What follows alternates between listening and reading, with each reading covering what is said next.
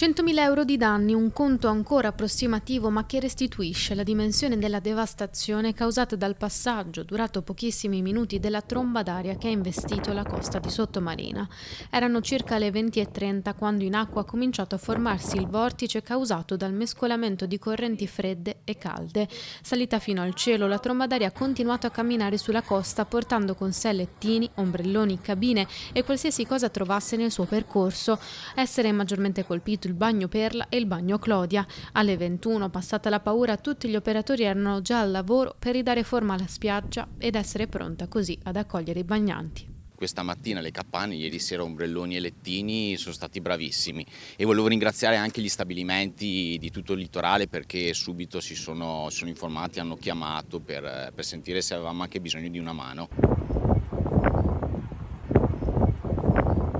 Io pensavo veramente alle condizioni che si potesse trovare poi lo stabilimento balneare, tant'è che i danni ci sono stati ingenti. Era prevista l'allerta gialla, quindi non abbiamo neanche attivato il COC, l'avevamo attivato con l'allerta arancione di qualche giorno fa, però purtroppo le immagini sono state veramente immagini paurose. Momenti veramente terrificanti, immagino che se fosse stato in mezzo alla gente sarebbe successo qualcosa di molto più grave, feriti sicuramente, non voglio pensare ad altro, fortunatamente non c'era nessuno, era in mezzo alle capanne, era un orario in cui non c'era più nessuno, per cui è andata bene. Una forza, quella del vento, che ha spazzato via le cabine, facendone arrivare alcune fino all'ingresso del supermercato lontano circa 200 metri, danni alle coperture dei parcheggi e ad alcune auto. La Camera di Commercio di Venezia che mi ha contattato mi ha detto che metteranno a disposizione una somma da dividere verso gli stabilimenti balneari, diciamo, a favore loro, insomma, di quelli che hanno subito maggiormente i danni. Molte le immagini dei minuti concitati in cui la tromba d'aria ha colpito il litorale, in molte si vedevano persone che continuavano a riprendere con il telefono il fenomeno atmosferico